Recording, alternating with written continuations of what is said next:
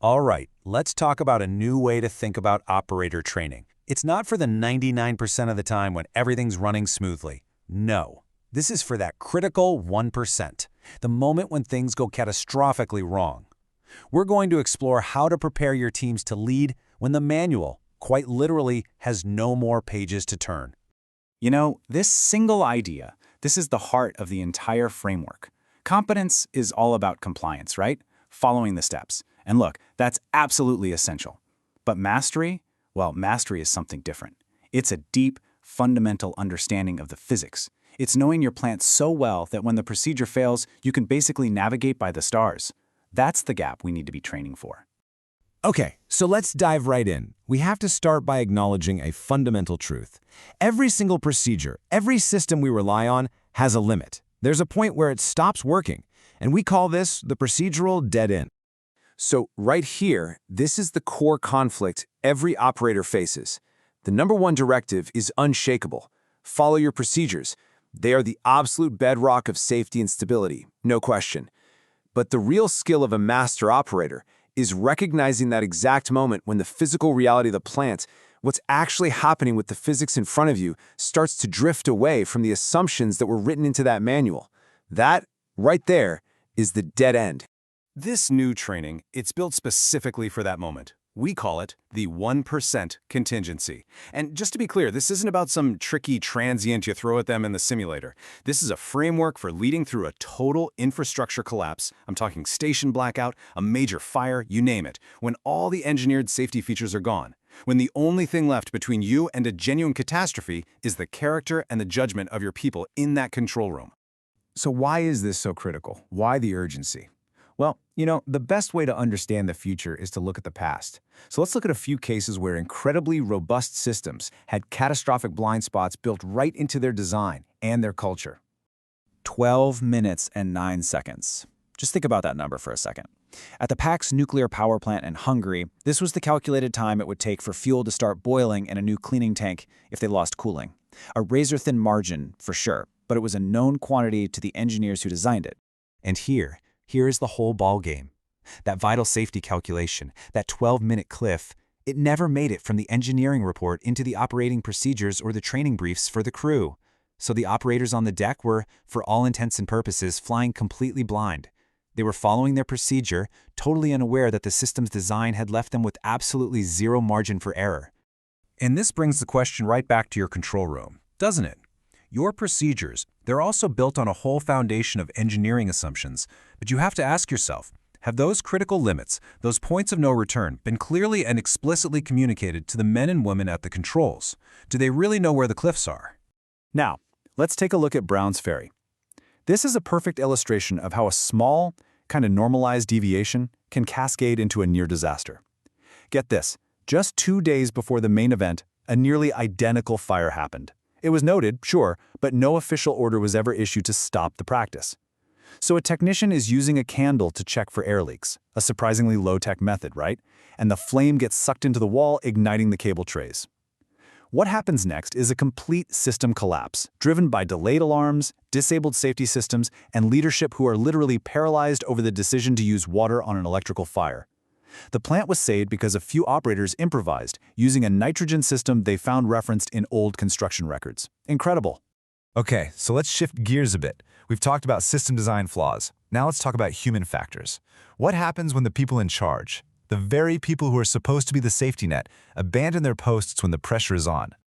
Just look at this chart for a second.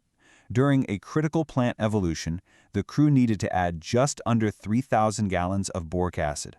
What they actually added was almost 14,000 gallons. That's a nearly 500% overdose.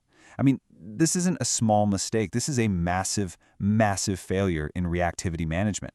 And the first question that pops into your head is, how? How is that even possible? Well, the answer is explained perfectly by this analogy from the investigation.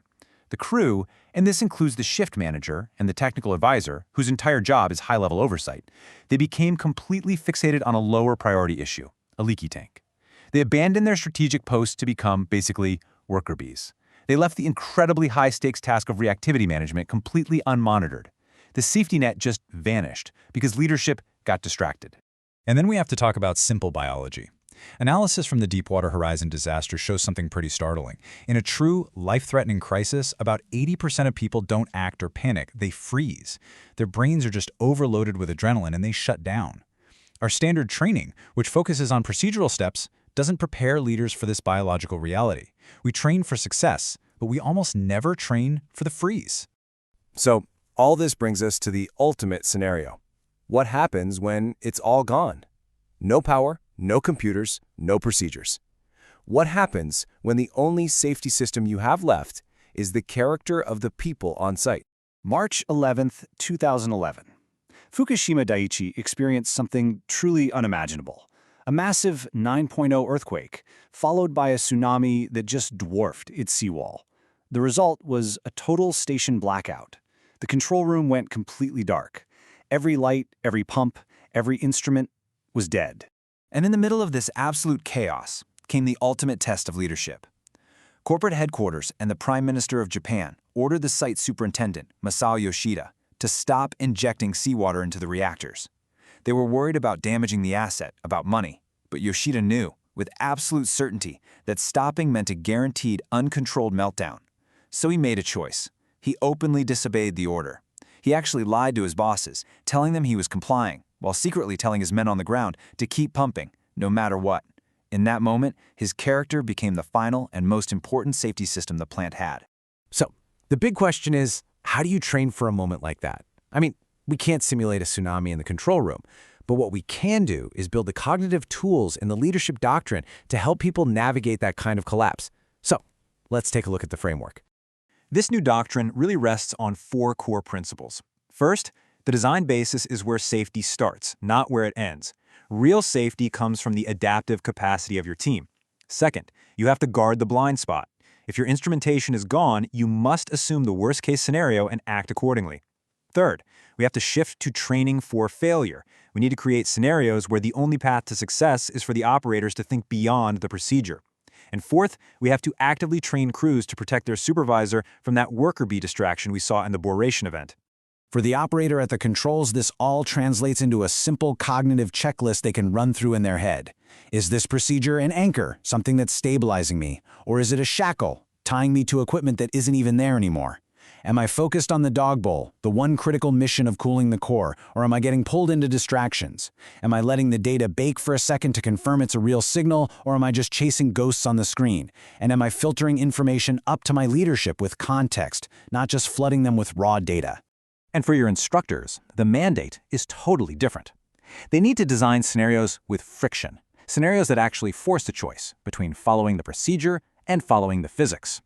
They need to use a litmus test. Did the operator explain why the procedure was failing before they improvised? In roleplay, they need to demand justification, the why, not just status updates, the what. And this one is critical. You cannot penalize operators for technically defensible improvisation. To do so isn't a trainee failure, it's a training system failure. And finally, for you, for operations leadership, your sequence in a crisis is simple but powerful. Listen, learn, help, and only then lead. You have to establish goalposts with your own leadership to prevent them from whipsawing the crew with reactions to every little data spike. You become the champion of technical justice, fighting for the physics against social, political, or financial pressure.